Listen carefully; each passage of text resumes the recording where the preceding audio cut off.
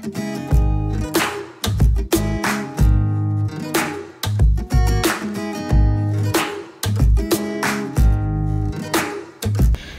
teman-teman, lanjut lagi episode 4 drama Moonshine. Sebelumnya tangan Namyoon berdarah saat menolong Rosuya. Makanya Rosuya memecahkan tempayan ke kepalanya Sangmook. Namyoon kaget lihat Rosuya seberani itu. Tapi kalau Lee Pyo tersenyum melihatnya, seperti ada rasa ke Rosuya. Setelah perkelahian selesai, Rosuya spontan menarik tangan Namyoon. Mereka berlari ke arah danau di saat orang-orang menikmati keindahan lampion. Mereka berdua kembali berdebat. Namyoon belum bisa terima perbuatan Rosuya. Namun kelihatan sekali rasa pedulinya Namyoon. Dan Rosuya juga ngomelin Namyoon karena mengorbankan dirinya untuk menyelamatkan Rosuya. Terus tiba-tiba Namyoon pingsan dan mereka berdua jatuh ke danau. Setelah itu Rosuya mengobati Namyoon. Kasihan sekali Namyoon jadi demam. Namyoon yang sedang bermimpi tiba-tiba memegang tangan Rosuya. Namyoon juga tersenyum melihat Rosuya yang tidur di sampingnya. Tapi setelah benar-benar sadar, dia mendorong Rosuya. Baru aja so sweet-sweetan. Yang lucunya lagi, pipinya memerah. Dia ingat kalau tadi malam digendong sama Rosuya. Dia malah merasa dirinya sudah tidak suci lagi. Namyoon bingung mau ngelaporin Rosuya atau tidak. Dia sampai ngebayangin Rosuya saat dihukum. Kocak banget Namyoon. Lalu Rosuya ingin pergi ke toko herbal itu lagi. Namyoon pun ikut karena takut terjadi apa-apa dengan Rosuya. Di tengah perjalanan mereka nggak sengaja melihat orang-orang yang mencari Sangmook. Rosuya refleks menutup mulut Namyoon. Jadi tatap-tatapan lagi guys. Sampai di toko herbal mereka kaget. Tiba-tiba semuanya bersih kayak nggak ada perkelahian sebelumnya.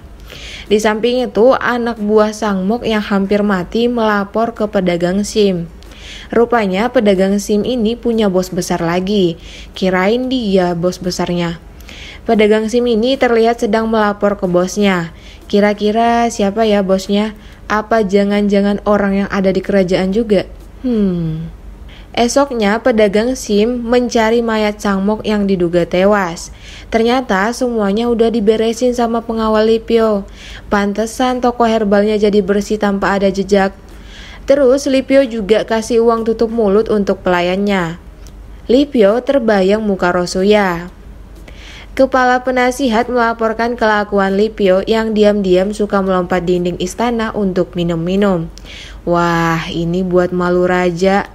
Sempat dibantah sama sekretaris kerajaan, tapi karena faktanya terlalu banyak, akhirnya kepala penasihat mengusulkan untuk mengganti pelayan dan guru Lee Pyo. Ternyata maksud terselubung, dia mau membuat keluarganya yang menjadi pelayan dan guru Lee Pyo.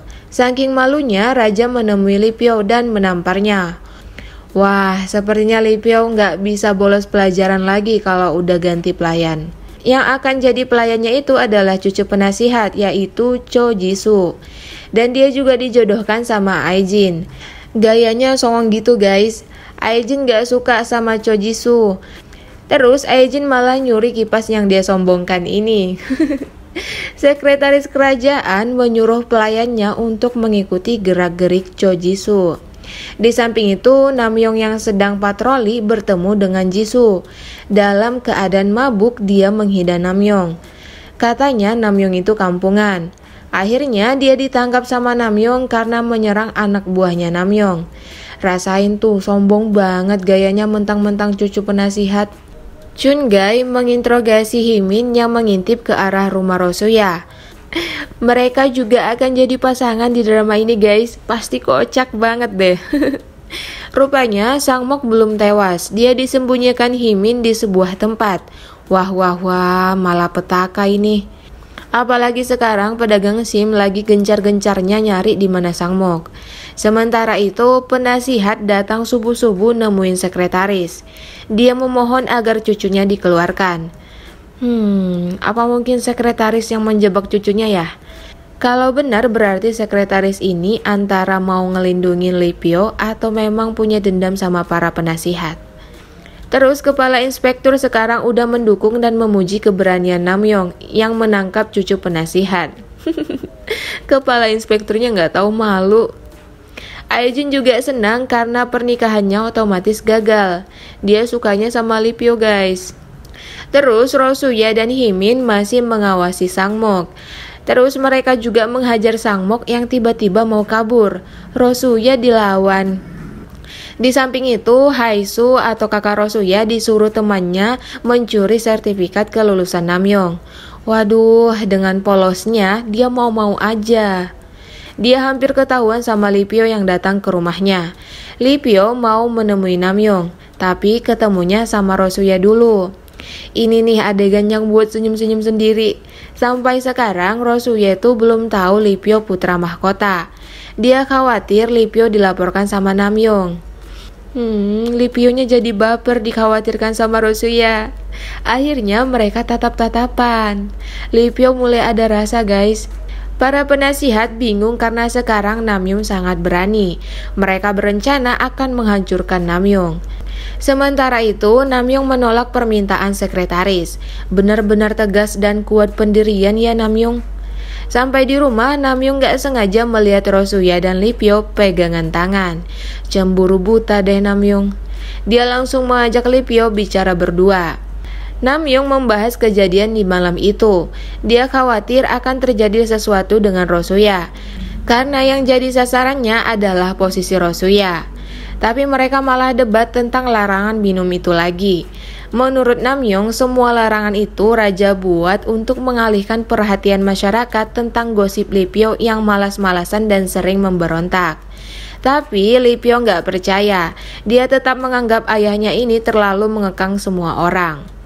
Lee Pyo juga menghina Namyong kampungan. Duh, hubungan mereka jadi memanas. Himin mengajak Rosuya memberikan jamur beracun ke Sangmok. Jika Sangmok masih hidup, mereka akan dihantui sama pedagang SIM. Tapi Rosuya masih takut untuk melakukan hal itu. Namyong diam-diam melihat Rosuya. Lalu Rosuya ingin bercerita tentang Sangmok yang disembunyikan. Malah diomelin sama Namyong. Kejadian kemarin sangat menentang prinsip hidup Namyong. Dia memutuskan untuk menjauhi Rosuya agar tidak terjadi masalah lagi.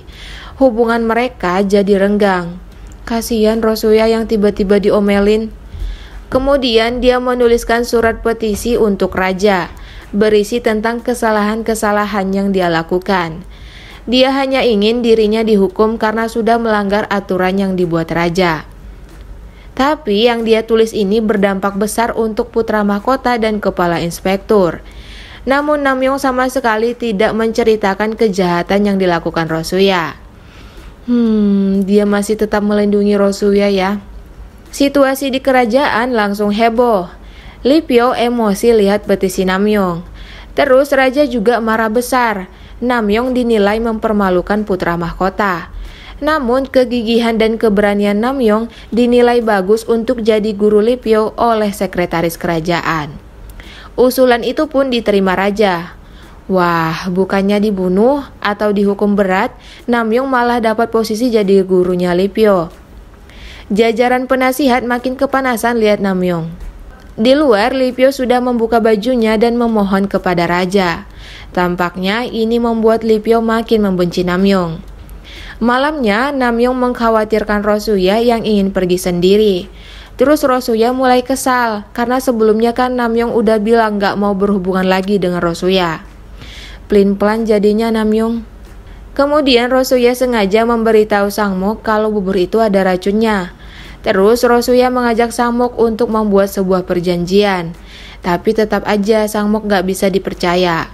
Himin mengajak Sangmok memakan bubur itu. Di saat itu datanglah Namyong. Kaget banget Namyong melihat Sangmok ternyata masih hidup. Rosuya berusaha menjelaskan apa yang terjadi, tapi Namyong tetap menyalahkannya. Tiba-tiba Sangmok melarikan diri dan hampir jatuh dari tebing. Apa yang terjadi selanjutnya kita akan saksikan di episode 5. Thank you for watching and see you on next video. Bye bye.